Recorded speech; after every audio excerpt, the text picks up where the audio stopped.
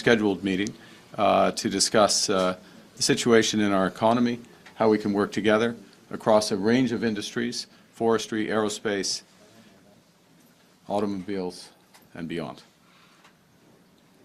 During the course of that meeting, President Trump announced 25% tariffs against our auto industry.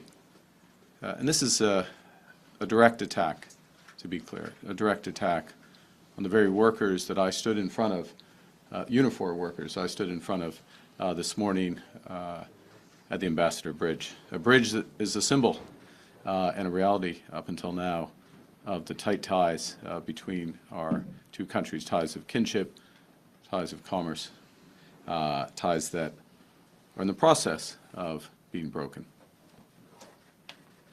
We will defend our workers. We will defend our companies. We will defend our country. And we will defend it together. Les États-Unis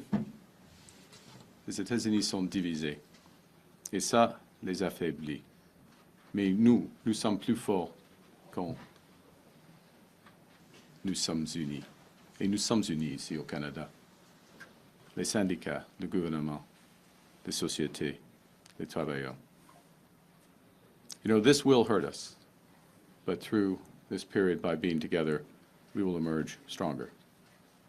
I think what's happened, and this was part of our discussion, over the course of the last several months, Canadian workers, Canadians as a whole across this country, have gotten over the shock of the betrayal and are learning lessons. We have to look out for ourselves, and we have to look out for each other and work together for each other. And I just want to say a few words before taking some questions about what my government has done to turn that sentiment into reality. We made a commitment a few weeks ago to use every dollar that we collect from retaliatory tariffs to support workers, to directly go to support workers. And last week we made a series of changes to the EI system in order to take the first big step to make good on that promise. There'll be more. We've announced, of course, retaliatory tariffs. We have other options for those retaliatory tariffs.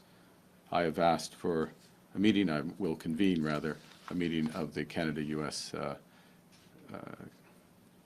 Cabinet tomorrow to discuss our trade options. But we're also providing the option of major liquidity for our companies. We put in place an ability for companies to delay tax payments. We've put in place a large facility for our largest companies, some of them which may be affected by this, would be affected by this, to draw on liquidity in various forms so that they can take longer-term decisions without undue pressure from short-term unjustified actions.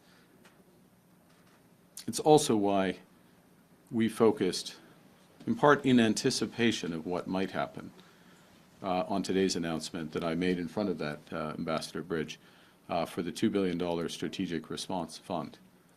And the point of that fund, the point of government procurement, the point of linking up through supply chains, the point of working with labor, led by Unifor, is to build a made-in-Canada supply chain, a made-in-Canada option, so that we are less affected by these. Now, that will take time, but we are already putting in place the building blocks for that. To be clear, we are standing together, standing for Canadian workers across levels of government, and I would add that Premier Ford and I have discussed this already at length, and we will have more discussions in terms of our overall approach. But together, we are stronger. Nous sommes unis, et nous sommes Canada fort. And with that, I think we have time for 2 questions before I go to my next event. This evening, I will, je vais observer, je reviens à Ottawa ce soir pour d'autres réunions en ce qui concerne ce sujet. D'accord. Première question. Do you have any clarity on how Canada will be impacted and how parts will be treated? And how will you respond? Will you retaliate? Yeah, this is a crucial question. I'll give a short answer. We do not yet have the executive order, and so there are different variants of the 25% announcement that was made today. One would be that it is only on this is still significant to be absolutely clear, but on the part component of a car. Another would be that it's on the entire vehicle. We await the executive order for that clarity. But to be absolutely clear, that even in the more, quote, restricted version of this, it is a significant action. It's entirely unjustified. It's entirely inconsistent with CUSMA and indeed the long history of relations in the auto sector right back through the Auto Pact. Dernière question en avance, question en français. Oui. Est-ce qu'on peut avoir la traduction avant d'avoir la question, s'il vous plaît? La dernière question? Non, OK. non, oui, en fait, sur votre réponse. OK. Oui, juste traduire. Puis OK. En ce qui concerne les détails, ils sont des grands détails.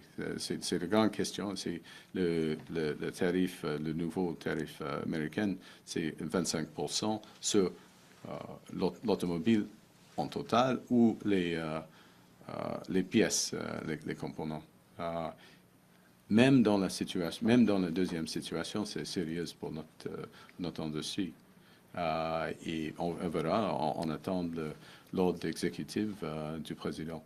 Mais n'importe quel choix, c'est une violation. Il a trahi notre code commercial. Et c'est le président. ma question, c'est est-ce que vous allez avoir une réponse immédiate? Quelle sera-t-elle? OK. Et est-ce qu'il est temps de parler à M. Trump? Oui. Pour la deuxième partie, oui. Vous allez l'appeler? Oui. Quand? On verra. Tôt. Demain? Demain? OK, tôt. Ça suffit. Hein. Mais en ce qui concerne les options, nous avons des options, même pendant une période électorale, nous avons des options d'avoir des reprises tarifaires. Alors, on va prendre des décisions après avoir la réunion du cabinet canado-américain. OK, d'accord?